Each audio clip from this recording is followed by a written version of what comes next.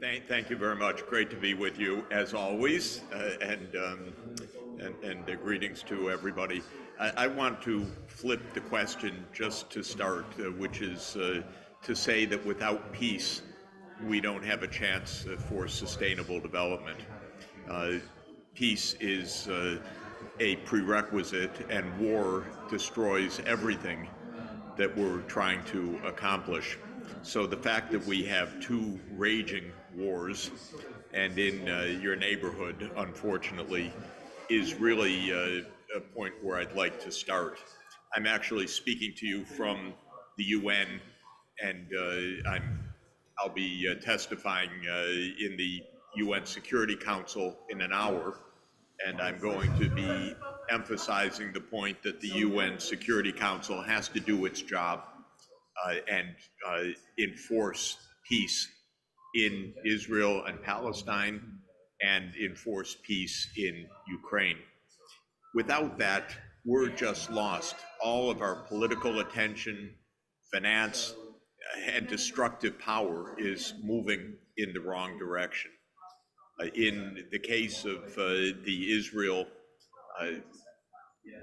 Palestine war, I will advocate this morning that the UN Security Council immediately recognize a state of Palestine and enforce a settlement, because Israel and Palestine at the negotiating table failed to do so for 56 years. There are hardliners on both sides, and the world suffers as a consequence, as well as the people of Palestine and Israel suffering. So I will advocate that the Security Council really do its job, stop this war, enforce a settlement, recognize a state of Palestine with capital in East Jerusalem, and move on to the solutions that the Security Council has voted for decades, but never enforced. So this will mean that the United States also has to be responsible, not just backing an uncontrolled, vicious war in Gaza, but actually stop the killing now through the mandate of the community of nations here.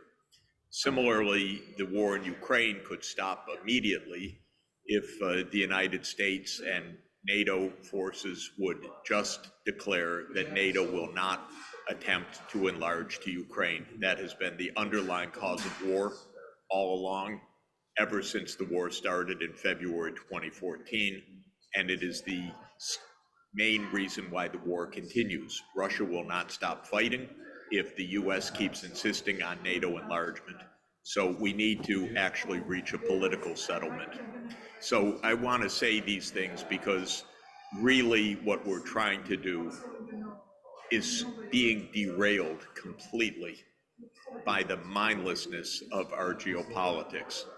And of course, as many of you know who know me, I believe the United States needs to change its act completely to be cooperative, peaceful, and part of the global community, not unilateralist in its actions, and that would make these wars come to an end. So I wanted to start with that.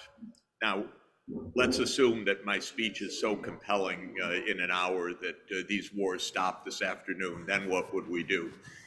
So I would just say that we will arrive in 10 days in Dubai for COP28. And there is where we have the chance to build. We won't build if the wars are going on, but if the wars are stopped, we can actually build. And we need to build in several ways that Phoebe and Andreas are world experts in, so I won't belabor the point.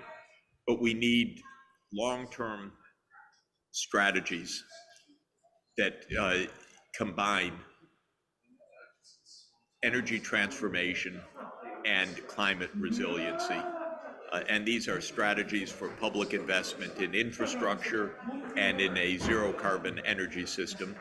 And we need to have those plans elaborated up to the year 2050. And that's exactly the kind of work that Phoebe and her team and Andreas are doing. So this is what's so important. Second, we need regional cooperation. We are not able to solve any of these sustainable development issues, not only if there's war going on, but even without war, unless we have collaboration of neighboring countries. Neighbors share ecosystems.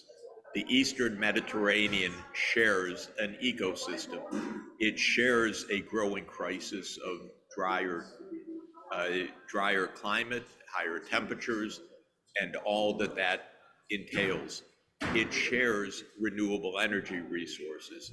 It shares physical infrastructure for maritime and land-based trade. So we need the region to cooperate.